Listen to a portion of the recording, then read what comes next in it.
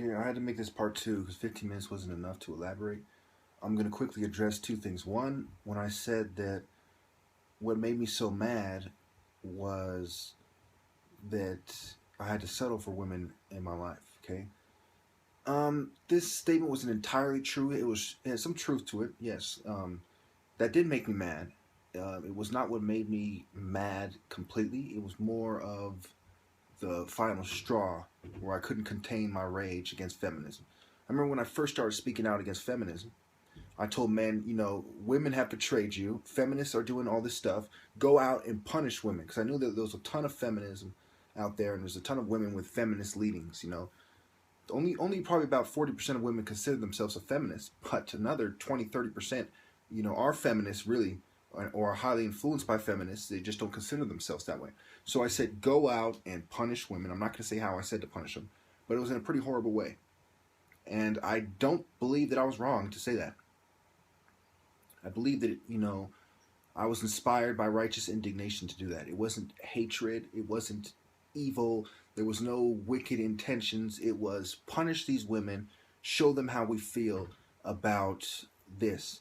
Now, the second part is going to bring a whole lot of validity to my views. There are many women that speak against feminism, and they are not really heard. We hear all these feminists in the UN. We hear them in the media.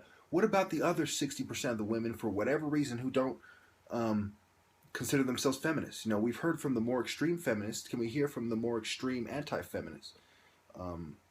Here's one who's, I wouldn't say extreme anti-feminist, but definitely an anti-feminist.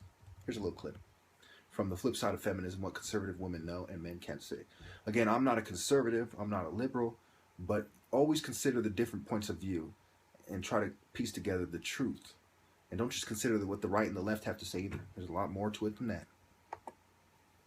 Flipside is essentially a response to the report that came out in 2007 by the National Bureau of Economic Research, which showed that women's happiness has declined over the past 35 years.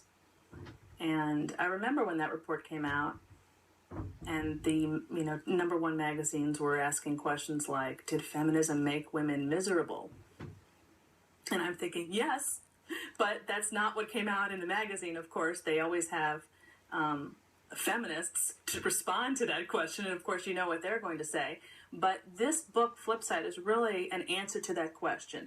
Did feminism make women miserable? And our argument is that, yes, feminism has sabotaged women's happiness. Okay, and the video then goes to a quote, "We must stop talking about female empowerment. It's time to end the war between the sexes. Men are not the enemy." Now, most of my stances are a result of people making me their enemy. A bunch of Satanists made me their enemy. And of course, them treating me unfairly and doing the devil's agenda. So, everyone who I've described as my enemies, it should be very clear to all my viewers that they made me the enemy, and I didn't make them the enemy until I had no choice if I was going to be a man of God, a man of principle, and a man doing what is in the best interest of the people. She said flat out, feminism is sabotaging women's happiness. In my last video, I pointed out that they do not care how many people they kill, how unfair they are, and as you hear it from a large portion of women, they don't care about the fact that ever since feminism came out strong in around the 60s, that females' happiness has been on the decline. They've sabotaged women's happiness.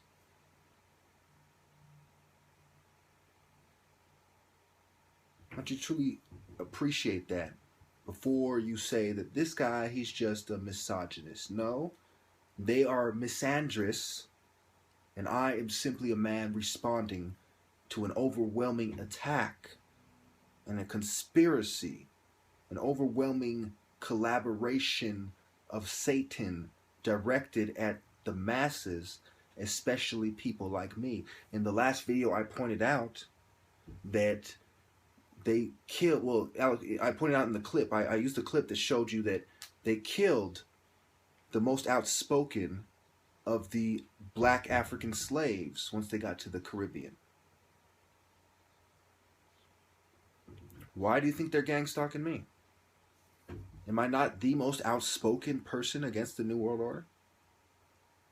The most outspoken person against the New World Order. So what happened?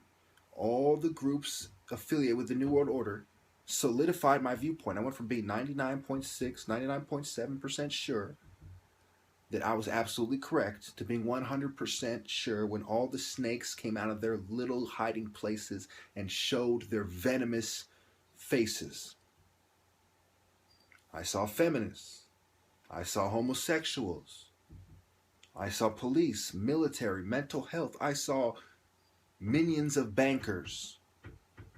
I saw all the slime balls that I have told you are connected to the New World Order. I saw bikers and racist gang members and regular gang members.